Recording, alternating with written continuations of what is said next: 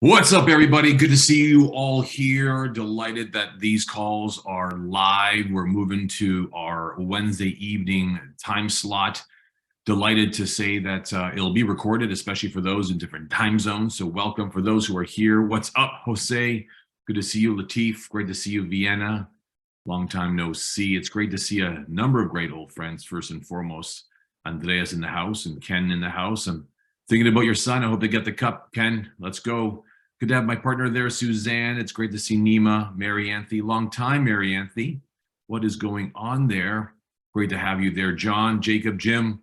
Great to see you, Danielle and Dana, Bill and Ampari. We're going to have a lot of fun tonight because, for a lot of people who understand that when it comes to coaching, when it comes to mentoring, when it comes to speaking and influencing people, you've got to be able to find something worth measuring impact for. Y'all get that? If you're writing down notes, I'd start right there, is that if you can't measure it, you can't crush it. And that's the reality. So when it comes to understanding conversations around one's relationship to their financial lives, that makes a difference because you're able to actually do something about that game. It's like losing weight. You have a really different relationship to a scale, to a gym, to the weights. It's not like something that's very esoteric, like romance or love, perhaps even a great relationship with your children or your parents. It's really hard to understand how exactly you measure the difference you make when you're on track to do so. So money, of all the games you can play, is a very cool game to play because it's one that you don't have to take personal. It's one that is measurable, and it is one worth playing. As it always goes, is that it's not like more money makes you happier, but it sure buys the things that do bring happiness. More fuel in the tank, more food in the belly, more opportunity at hand.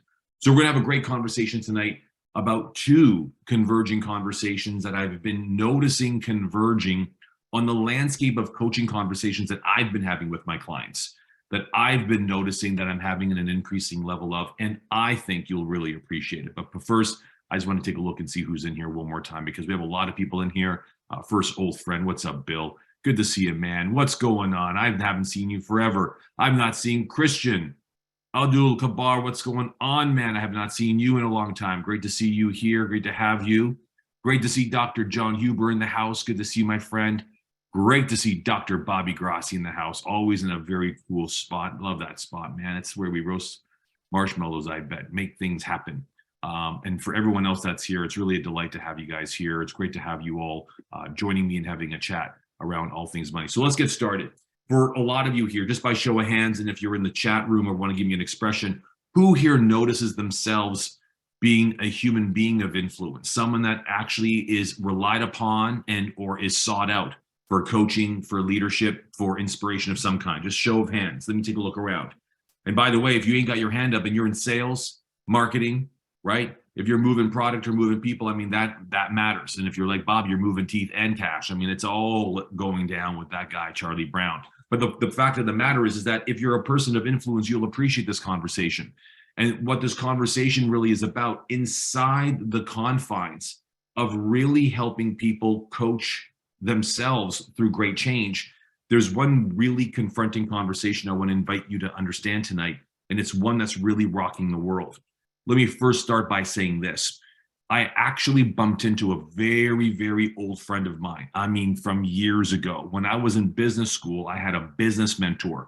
He was assigned to my class because where my school was in the middle of an area where there were a number of really incredibly successful people. My business mentor at that time was a man by the name of Frank Stronach, an Austrian-born businessman who goes on to become one of the world's largest auto parts manufacturers in the history of automobiles. Isn't that crazy? An Austrian in Canada known as Magna International. He went on to make billions. I see you buff there, Bobby. He goes on to make billions, and it's incredible that this man has done so great, opening 150 factories around the world, employing over 250 million people. And he's made countless millionaires out of the stock in which he created. His company's market cap right as of now is 21 billion. That's with a B, dollar company. Now, I haven't seen Frank in all these years, decades, in fact. He went on to be incredibly successful, and I like to think that I went on to be not as successful, but successful in my own right. And we bumped into each other at a charity event. Now, at this ripe age, Frank Stronach is 90 years of age. That's right, 9-0. He saw me and said, "My God, Richard, is that you?"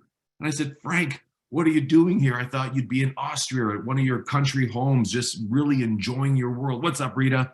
And he went on to say, "Well, my gosh, I'm here to support this cause, but I got to ask you something. I got to ask you something. What are you up to?" So we start to chat. Now, why am I sharing this story with you? Because what I was astonished to hear was that Frank wasn't slowing down. Frank wasn't retiring. He's 90 years old, worth billions of dollars, and does not think retirement exists in his lifetime, quote unquote. Why I share this with you is because what we began to have a conversation on, and now we've begun a great relationship to work together on to do so, is he wants to create himself anew. Now, put that in perspective. A 90-year-old man who's accomplished it all, who's got everything he'll ever need, and he says, "I would love to reinvent myself" at 90 years of age. Now, aside from the obvious statement, it's never too late. Aside from the obvious, I mean, you can never start too early. And aside from the fact that you can never be too successful to reinvent, here's the reality, though. This is the existential conundrum that a lot of people will be confronting over their lifetime. And here it is, if you're writing down a note, it's the act of reinvention. Reinvention is a whole new way of pressing reset, not forget. Now, I know this is a financial conversation. This is a money mentorship call. So I'll make this about money in just a short moment. But the act of reinventing ourselves does have 4 domains of experience. In other words, if you're a coach, a mentor, a trainer, if you're a salesperson or someone who's of influence, you got to know that these 4 experiences in someone's life will always be confronted by the opportunity of reinventing themselves. Now, the first one is obvious. Who here, by show of hands, would admit that they've reinvented themselves personally? New style, new hairdo, new hair color. Perhaps if you're my good friend here, Jerry, a new Speedo for the new sexy summer of 23 coming. I know how you roll there, Jerry. It's good to see you. Donna, how you been, girl? Long time. What's up, Marlene? And so the reality for personal reinvention, it's about just you. It's about you and you alone. The way you see yourself, the way the world experiences you, and the way in which you experience life itself. The second is professional. And a lot of times we've come to know that people reinvent themselves professionally at least 3 times in a lifetime. 3 different vocations, 3 different careers, or 3 different restarts or refreshes in one's pursuit professionally. Now remember, professional isn't personal. Oftentimes we collapse the two. Just because you're a fireman doesn't mean you actually love the heat. Sometimes our vocation is sometimes from ourselves a vacation. So reinventing ourselves personally and professionally are those 2 first domains. The next one is financial. Now, financial is one that we notice now more than ever before that people want to have reinvented, because it's not just about money, but it's about having more of the things that matter most, like wealth and worth, right? Choice and freedom, knowledge and opportunity, not just cash. It's not just about the money. The fourth, though, and this is where they kind of tie together. This is where Frank Stronach actually, in fact, really resonates. You see, what you wouldn't know about Frank is he has 2 kids. One's estranged. And as a result of having 2 children, he has 2 grandkids. And he's left everything, rightfully so, to his children and his children's children. But then he asked the question, now what? You see, when we play a game, especially financially, that's only going to last a generation or 2, it's not big enough. You see, so reinventing ourselves personally, professionally, and financially, there is an outpost, one that becomes so big, it feels like you're compelled to do something about it. And this is what we call generational. Generationally reinventing yourself is having a view that it's not about you. Having a view that it's not about you. Wanting to better a future generation, wanting to better your children's position, being able to leave the place that you are now calling home a better place in the future. This is where social responsibility lives, global impact, lowering the climate that we've got, or perhaps reducing our carbon footprint. You'll get that? Just give me a thumbs up. So that constant experience of reinventing our experience in life will always rotate through those 4 domains. Personally reinventing ourselves, professionally, financially, and generationally. So why that's important is because what this becomes is it becomes a game of benchmarking. Now, why is benchmarking so important? Because the first thing we need to ask ourselves is, where am I? So let me pause for a moment. What's up, Nima? What's up, Aaron Dunn? Long time, man. Good to see you, buddy. So in able to benchmark yourself, you got to ask yourself, well, first of all, who am I even benchmarking to? How do you know you're doing well or doing good enough compared to, well, your idea of doing well? Think about that for a second. Asked a different way, given what you make, what you do, and how you're doing it, how do you know that you're doing well or not well at all? What's that compared to? What's that standardized against? How would you know? So what you've got to ask yourself, especially when you're coaching people, counseling people, raising money, finding investors, is you've got to get a sense of their GPS, their financial idea of benchmarking, because we do in fact do that. So let me pause for a second before I share it, and let me just slow down before I hurry up. By the way, Chris, we are outstanding on a call. I saw you and I just remember that we have not yet connected. So I want to make sure I say that out loud. So for a lot of you here, let me just ask from a couple of you here, who here feels like they're financially reinventing themselves? And if they are, what does that mean to you? I'm going to go to Bobby first because I saw him come up with a peace sign. That could be a gang symbol too, given he's from Michigan State. So I'm not going to play with him. What's up, Dr. Bobby in the house? How you doing, man? What's up, Richie? How you doing, brother? Long time no listen, right? I know. We gotta connect, but no, I think early on in my career, I try to chase what an average dentist would be, right? So I lived life according to what I thought the average income of a dentist would be and stuff like that. And what I realized is that I was chasing the dollar and not really creating more for my life. So when you said, am I reinventing myself? I'm reinventing a legacy, not for myself, but for my family, trying to overcome all the demons I might have had as a kid, or the stuff that maybe was passed on from my upbringing.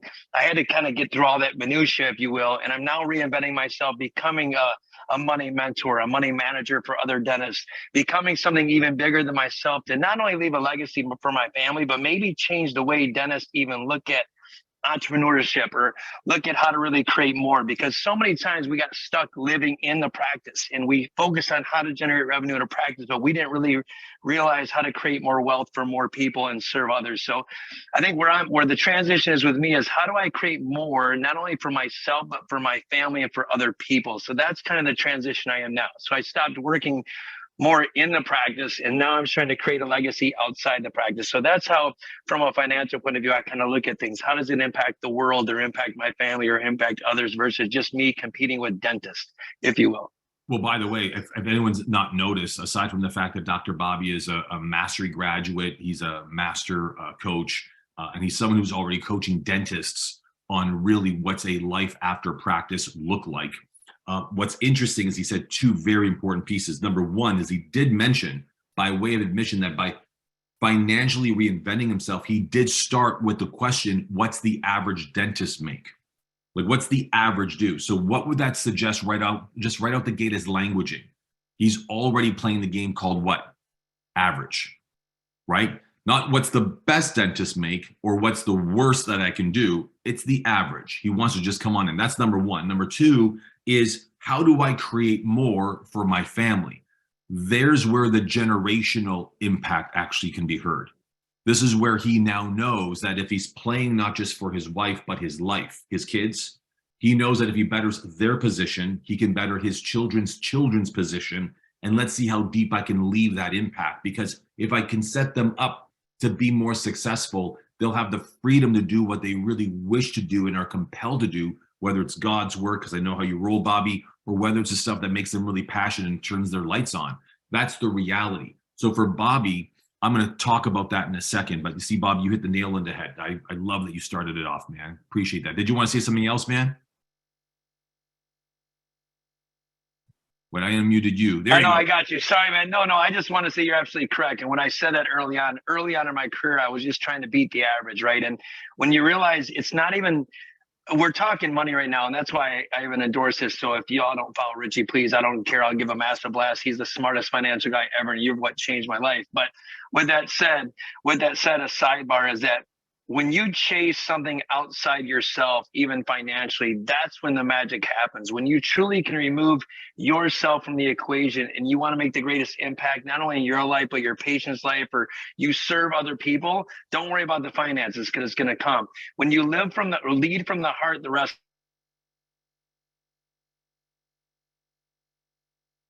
Is it me or did he freeze? He froze, right? Oh, goodness. He was on a roll too. We just lost him. I'm going to go up to Vienna right now. Hi, everyone. It's great to see you. Happy Wednesday. What's up, Hey, Rich. Yeah. So I love this conversation, but I wanted to acknowledge especially the 4 experiences in the area that you said was personal and how you can grow in that way. And I've found that my personal and financial have come into this beautiful synchronization. And I never thought of it this way until you brought it up. So I'm like super thankful for that. But I've decided like, why don't I just, I put aside my own like ambitions basically of making a lot of money, focus more on work. And now I'm working with my stepdad with his company, and that's how I'm making money. And I help him in a lot of ways, relieve a lot of stress, get to learn more about finance and paper filing and just really basic kind of boring stuff, but stuff you got to know as an adult. And so that's been a lot of fun. And then at the same time, I've also joined a group that meets, I'm joined 2 new groups, actually. One of them is through church, and that's a lot of ministry work. So I get to work with other people, talk to them about their personal growth, their personal value. And it's a church that just really aligns with wanting more and for everybody, and inspiring people in that way to speak up for themselves and for their own values. And really stand for what love really means in a way that community can kind of be there for you, you know, when it's hard to be there for yourself, you know. And then the last group I joined was one, well, I actually have an appointment today with my new coach, and that's going to be in communication styles and understanding how to better communicate with other people. So yeah, a lot of good stuff, and even more. I don't think you have a single challenge. Before I go back over to Bobby, I don't think you have a challenge communicating to anybody anything, number one. Thank you. 2, but there is something that shows up for me around ambitions and expectations. If anyone's writing down notes, especially you, I want you to write this down for me, Vienna, please, is that ambitions and expectations are brother and sister. You know, ambitions are really expectations in disguise.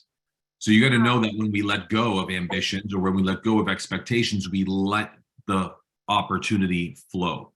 So we'll get into that in a second, because that is a part of that GPS piece I'm going to share with you guys in a second. But I'm really happy to hear that you're focused, you're committed, but you're in action for sure. 100%.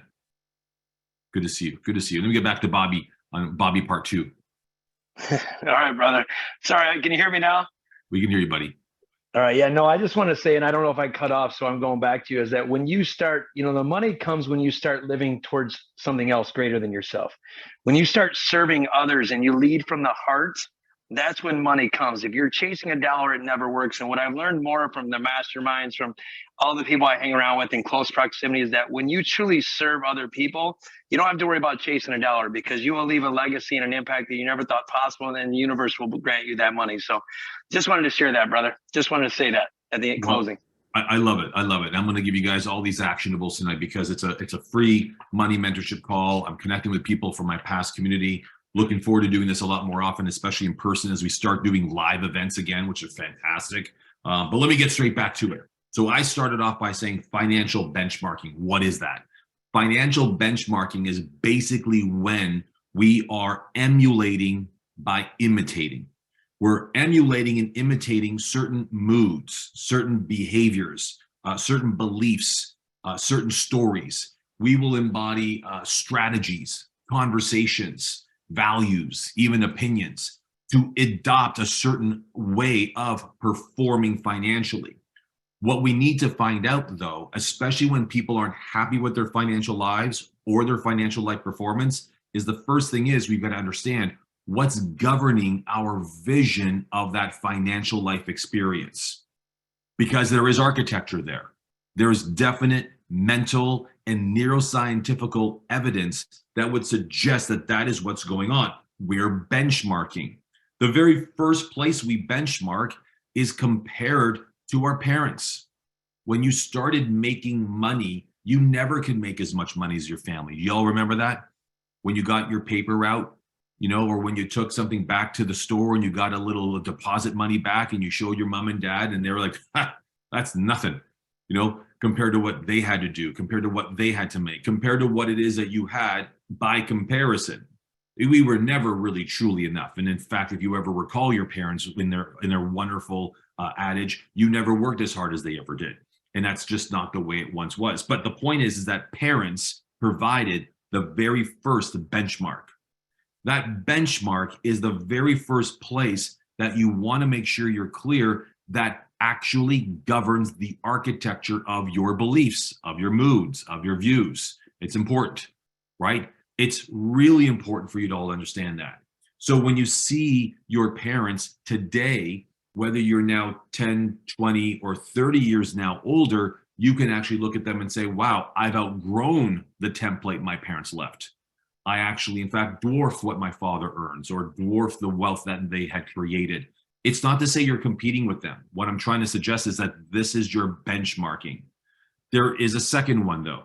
And by the way, if you're digging this, by all means, guys, get into social media, post this stuff, share this stuff. We want to make sure that you're as excited as we are about all these things. Sharing is caring, super important. And today I just want to make sure that I said that out to everybody. So important to do that. So parents are number one. Number two, and this might really strike a chord, is our peers. Our parents are one thing, but we outgrow their view and their model. We just do. We go off to school, we move on out, we fall in love, or we just get on our own and we do it ourselves. Like we outgrew the coop. But when you start looking at your peers, these are people like you. You begin to look at people that are around the same age, around the same stage, and in fact, maybe even in the same state, to say that, hey, compared to them, how am I doing? Y'all get that? This is kind of where maybe you were at, Bobby, when it's like, hey, what would my peer group be? What's the average? I want to do at least that, if not better. So for a lot of people here, you got to understand is that when you start to understand you are financially benchmarking, the first awareness you want to have is that you've outgrown the model in which your parents provided you. The second is that you're comparing yourself to the Joneses, the peers. The third is the people around you. That's where the Joneses live. Those are your neighbors. You see, your peers and your people are different. Your peers are, again, like-minded, around the same age, around the same stage. People, though, are parts of your community or your culture. So sometimes what will happen is that in my real estate investment communities, who are all my real estate investors here, right? It's really hard to walk into a community where you're sitting beside someone with 100 doors, right? And you just barely got 2. Or you hear someone cash flowing $1 million a month and you can't even collect the last 3 months of rent from your only tenant, right? That's my point. That's your people. It's not that you're in the same peer group because you're not the same age, you're not the same stage, you're not the same state. What you are is in the same culture, in the same community. You're going after the same thing. Those are your people, fellow real estate investors, as an example. And that happens, by the way, when you're looking at sales. When you compare your sales, for example, across other people in sales, whether you lend money or whether you're selling real estate, whatever it might be, and you compare yourself to the others in your community, you got to realize that there might be people who are better than you or greater than you, but they're 10, 20, 30 years older than you, or they've had a head start, or they've had a hand up. So it's not always a level playing field. But the last one, and this is the one that haunts people and gets them activated, is what their potential is. This is an interesting one because although we may have outgrown our parents, although we may no longer look at our peers as a marker, and although the people around us don't really, in fact, make an impact on how we go out there and play the game of money, wealth, and worth, our potential drives you. Like that's what's happening to Bobby. That's what's happening to Marlene. That's what's happening to Nima. That's what's happening to Rita. And there's others here. Like I know Keith, who just came on camera. What's up, buddy? I mean, you know the potential you've got. That's I'm taking a look. Andreas, of course. There's so many others. Like you know what you can do. You look in the mirror and say, man, is this the best I'm going to be able to do? given your potential, your ability, your God-given gifts, this is all you're going to do. So that potential piece is sometimes the one that is self-governing, right? That's self-governing, it's self-guiding, but it's always evolving. Guess what? One thing you need to know about all four of these, your potential is always being cross-checked against the other three. In other words, what would my parents say or do? Or what are my peers doing with their potential? Or what is my community doing when it comes to theirs? That's why it's one of the most daunting things for my real estate investors. If I were in a room, I wouldn't want to sit beside people who are already accomplished and have got 100 doors. I want to be beside people who want to buy 100 doors in the next 10 years or 3 years or 2 years, who are raising money at an alarming rate. I want to be around people who are vibrating with potential and they're trying to actually, in fact, make sure that their wheels hit the pavement, skidding away. Get what I'm saying? So for a lot of you here, you've got to ask yourself the question, when it comes to financial scoreboarding, when it comes to financial benchmarking, what am I comparing my financial life right now to? Is it my parents? Is it my peers? Is it my people or my potential? One little hint before I get into the most important part of the coaching call tonight, the most riveting part that I'm the most excited for, is you will never, ever live up to your potential. That's the secret. You never can, nor should you. As I once remembered saying this to Grant Cardone, an old dear friend of mine, in the world of all things 10X, 10X isn't a destination. And I said this to him. 10X is the reminder of how one must always elevate. The minute you hit it, you 10X it. The minute you hit it, you 10X it. It's always elusive. It's a guide, not a destination. Your potential is the same way. It's not like one day you'll hit the top of your potential and say, I did it. I've used all the potential I've got. Not going to happen, nor should it ever. You'll get that thumbs up? Fantastic. So let me pause for a second. And I want to just hear from a couple people. Definitely Keith, because he looks so damn relaxed. But Keith, you get what I'm saying when I talk about your potential, right? When I talk about your potential, and this is a financial life coaching conversation, and you're a money coach yourself, you know what I'm talking about when you sit down with people, map out their financial lives. You kind of hear in the background that they're modeling themselves after their parents, comparing themselves to their peers, perhaps even comparing themselves to other people.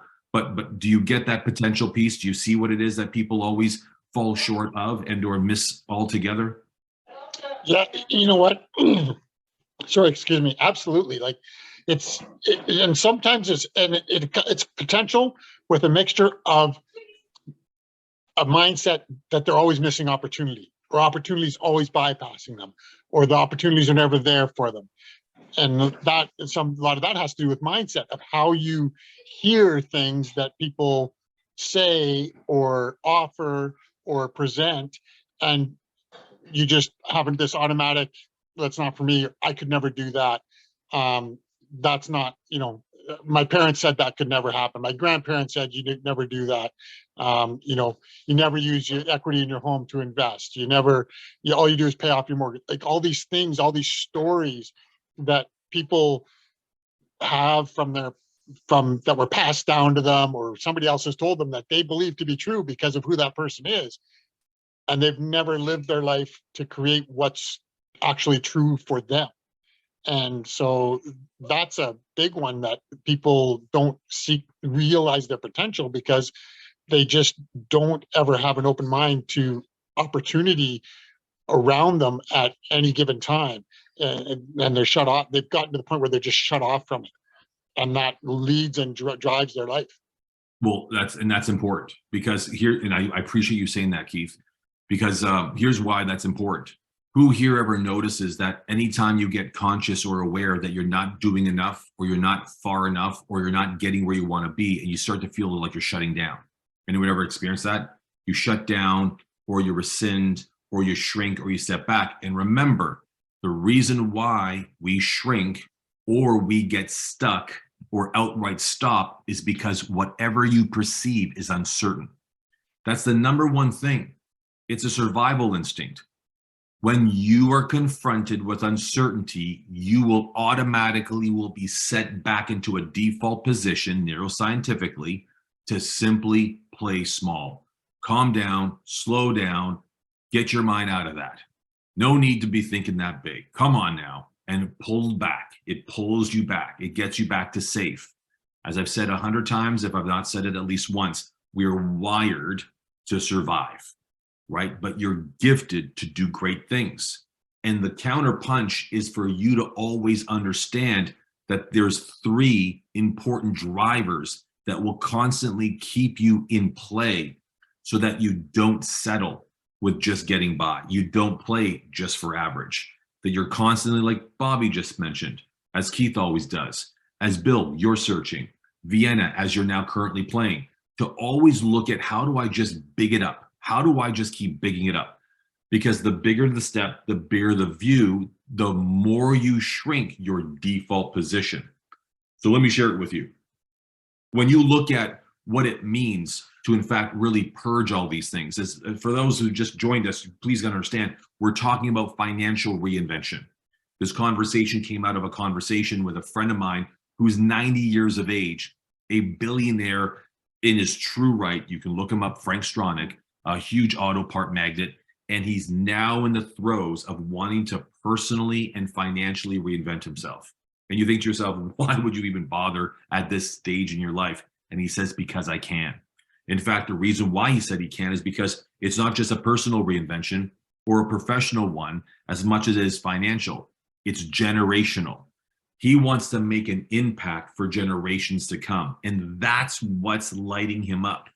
That's what lights him up. He wants to do something that impacts a number of future generations.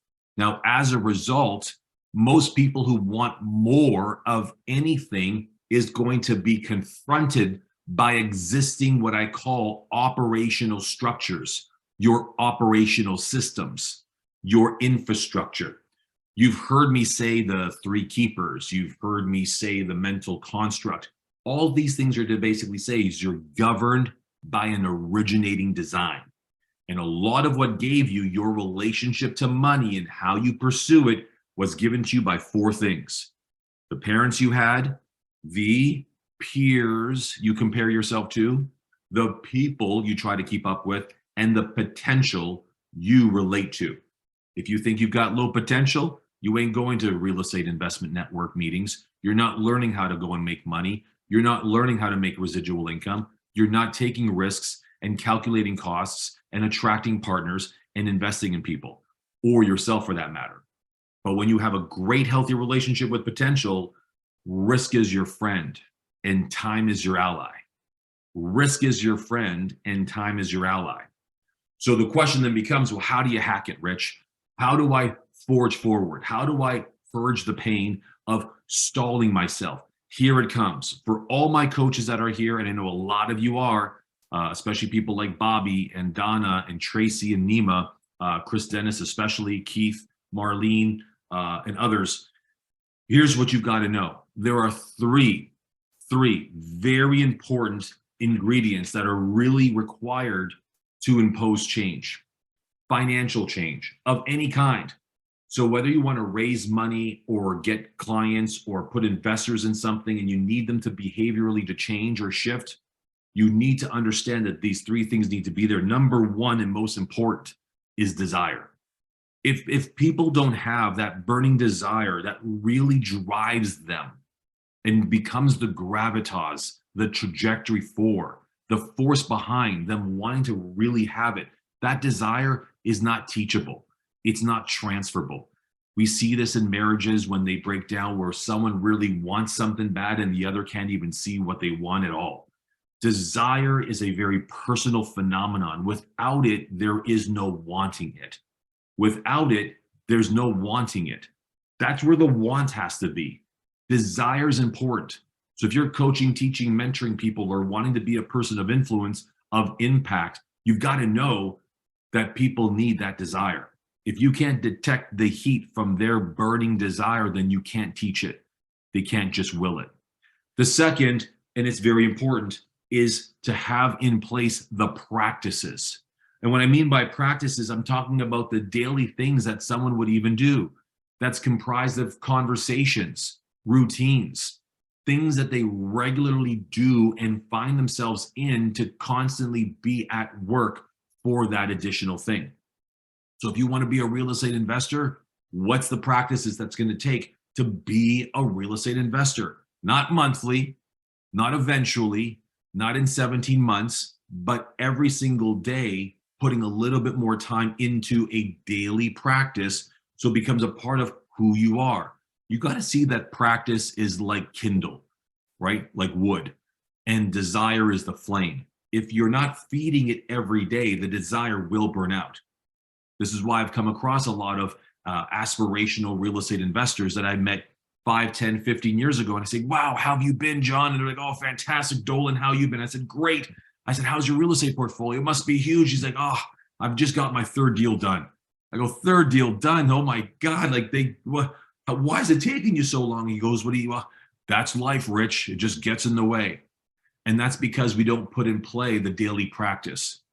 When you don't put in the daily practices, what ends up happening is that the whole world doesn't conspire to move around you. And that brings me to the third point, is environment.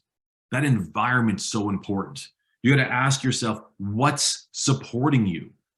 From your husband to your wife, to your kids, to your immediate family, to your family and your other friends, your colleagues, even associates. And if you don't have anybody that you can really count on to be an accountability partner, to be your sponsor, if it were, to a greater financial life, if I may, then ask yourself this: who else could I actually share that mission with?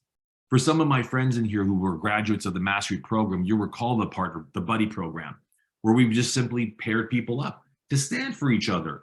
And that's a part of the environment. Your environment is the physical phenomenon of the practices you keep. If I go and meet a really healthy living person, I can promise you that if I walked into their environment, there'd be no junk food, there'd be likely exercise equipment in their home, and there would likely be an environment that would be very, very akin to supporting a healthy lifestyle. You get what I'm saying? But if someone was very committed to being healthy, but their environment wasn't indicative of that, you can think of all the opposite things that would be in that space. That would be an absolute contradiction to not just the commitment, but the undermining of the desire itself. So oftentimes when people are saying, I don't get it though, Rich, I go to the programs, I've read the books, I listen to you and I follow great people, why do I not see the changes? It's because those three things must be in place. And it starts with a burning desire. If it doesn't keep you up at night in a good way, not a bad way, right? In a hot sweat of passion, not a cold sweat of fear. If it doesn't end up stirring your soul, then you won't move your world to adopt those practices, and you won't move your environment to adopt the practices themselves. Let me time out for a second as I'm just going to open up this chat. I want to hear from you. I had an opportunity not so long ago of being able to go to my dear friend Bobby Grassi's 50th birthday. Now, I don't mean to age him and put him on the spot, but it's an acknowledgement. I took a road trip with my dear friend and partner, Ken Flinoftakis, and for those who don't know, he's the 300-pound version of me that keeps all things Rich U rolling. And he said, let's go surprise Bobby for his birthday. Now, he's just across the border. For those who know, I generally reside in Toronto, but I have offices in New York and in Miami. And so I had no problem doing that, especially for Bobby, a very dear friend, a graduate, and a big client of ours for all things that we do and all here things at Rich U. When I went and I got a chance to meet his family, here's what astonished me. It wasn't their liquor tolerance, because it was quite impeccable. It was a late night when I got there. It was his 50th birthday after all. It wasn't just how kind and loving everyone is. Here it comes. Almost everybody in his immediate family knew who I was. Now, I'm no one famous, believe me. Even my family calls me every year and asks how to spell my name right for the greeting cards. But all kidding aside is that it's not about having amplified my name. It's about having spoken and willed and, in fact, acted out of our education in Bobby's world, our very good stuff. In other words, they had the experience of me through Bobby. They experienced Richard Dolan through Bobby Grassi, the dentist, the father, the coach, the entrepreneur, the super dad, the super husband. They experienced him. Why I'm saying that is because what's imperatively important for all of you is that when you really have a burning desire, it is like a forest fire. Everyone else catches it too.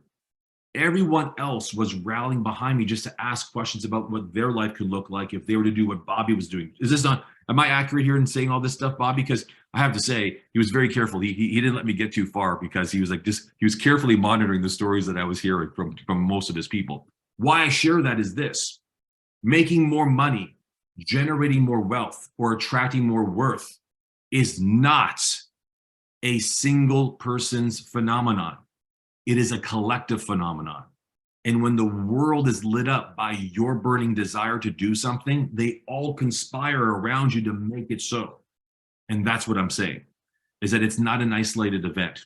It's not a one-man sport. It truly is a team event. So Bobby, let me just see if there's anything else I missed from what I'd said about that.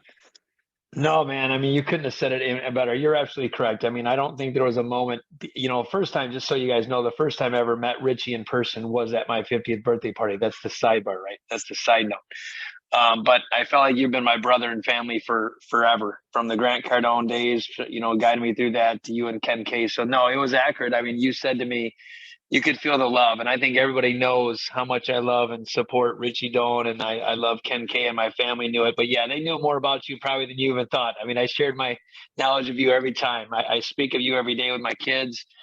You guys you've been a great mentor of mine, Richie, and I just can't wait to one day make you as proud as you make me, my friend. I appreciate that. Well, listen, and I just want to make sure I see this kind of like in wrapping it up, as I'm starting to see if there's any questions that anyone has of me, but I want to plant a seed.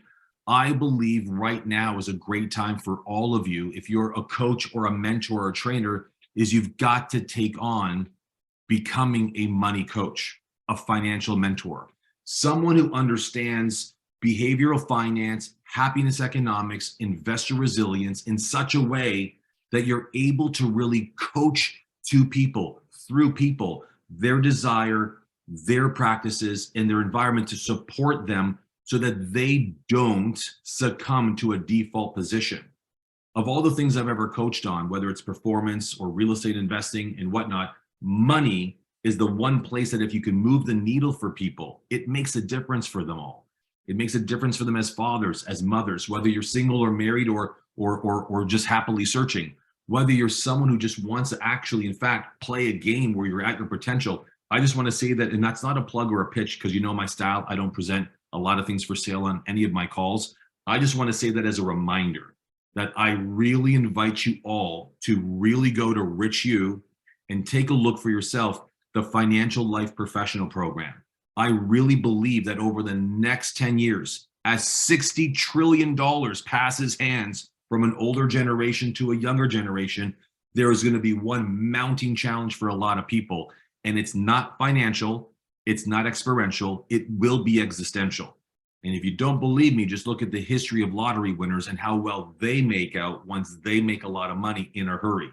They go back to zero, and if not worse, quite quickly. So getting people's relationship right with money, wealth, and worth is going to be a very important role that coaches, life coaches, mentors, trainers, and the like will have to do. I understand the importance of getting people's life orientation figured out, their life purpose powerfully handled, creating a vision. But if you don't get your relationship right with money, wealth, and worth, what's it all going to be for? What's up, Marlene?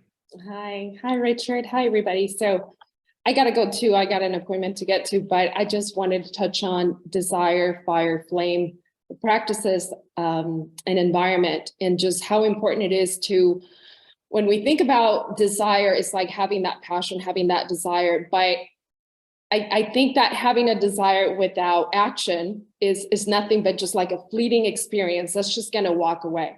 So it's going to disappear. It's going to dissolve before the morning comes. So taking action is super important. It doesn't have to be massive action.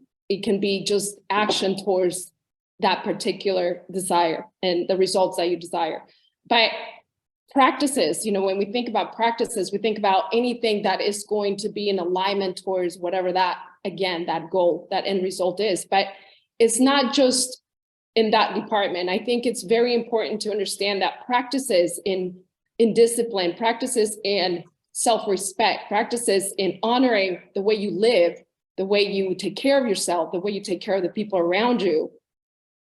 Following practices that can enhance your relationships is also very important, so that no matter where you go, no matter what type of impact, no matter what kind of steps you take forward in regards to that alignment, as long as you are doing, as long as you're growing in your character, I think that that's also very important, because you're leaving a mark along the way, along your journey, your path. So, and then the other one is environment. And that's, again, another one that we think about, oh, you know, you got to be in the right room, you got to get in the right rooms with the right people, and you got to go to the right places, and you got to surround yourself with, you know, like-minded people. But again, we're focusing so much on that, which is over there, instead of understanding that environment really begins with our own environment, like the way you take care of your car, the way you take care of yourself, the way you take care of your hygiene, the way you take care of your room, you know, that sort of thing. It starts with the little things. And so I just wanted to touch on that, because I think a lot of people just, again, they think of what's out there and they forget about the principles, you know, where everything really originates, where the magic shall begin. So that's what I just wanted to mention. No, I'm glad that you did. And I'm glad that you said all that. It's important. I know you're about to go, but like, I mean, I see my good friend, Mark Jean, business machine from Los Angeles. I mean, this conversation was really good for someone like you. I mean, here's a guy who's a successful business owner, but you know what? It's a time for professional reinvention. And when you reinvent yourself professionally, you reinvent yourself financially. And then it opens up this generational conversation. So it all quite frankly links together. Super important. So listen, folks, if you want more information on just what I do and how I do it, here's all I'm going to say. I know that we're really excited about really turning the world on to getting people help from a money mentorship, financial coaching perspective. We are turning up everything that we do on the topic of money, and I know I can't do it alone. That's why I can count on people like Bobby Grassi to do a lot of coaching for the dentists that we'll be working with. I want to be talking to business owners with Mark Jean. I want to be able to work with Dr. John Huber, with doctors who are doing things in a very holistic way. The world goes on and on. I believe that if we were to create a global army of people who can provide money mentorship and financial coaching, it could really move the needle over the next decade. That will not only reinvent the way in which you can play your money game, but really help people reinvent the way in which they play and kill theirs. Make sense? So if you want to learn more, let us know. There's zero pressure. I'm not going to put up any slide and say act right now. For those who are coaches, you know what I mean. For those who are thinking about one, that's the domain in which you should conquer in. So I hope today was of value to you guys. Did you find today of great use, good insight? To paraphrase, it's all about reinvention. Remember those domains: personal, professional, financial, and generational. Generational is about them. It's not about you. It's bigger than you. And that gives rise to a great financial reinvention that once you do that could reshape who you are personally and what you become professionally. Now, when you do that, you've got to always be aware that there are governing principles that will keep you actually emulating your earliest renditions of what it means to be financially successful. Your parents had something to do with it. Your peers have something to do with it. The people around you have something to do with it, and your relationship to your potential. If you want to crack it, if you want to outgrow it, if you want to, if I dare to say, 10x it, you've got to activate the three most important ingredients. Get that desire going, yeah? Shift the daily practices so they become a part of your natural existence and phenomenon. And third, make sure your environment reflects the desire you've got to grow rich in the things that matter most. And that's when life will shift. I hope you all got that. That was the whole hour right there, just in 3 minutes. So there you go. Lateef, good to see you, man. Tracy, as always. Bill, we got to talk. You're right, you owe me lunch. Chris Dennis, I owe you a chat. Donna, you owe me a hug. Danielle, good to see you. Hope everything's all right. Bobby, don't make me say it. And Nima, Michelle Mupo in the house. Good to see you. I see you, girl. And for everyone else, thank you so much for being with me on this fine evening. I hope you're well. I hope you're great. Stay great. Stay blessed. But more importantly, stay you. God bless everyone.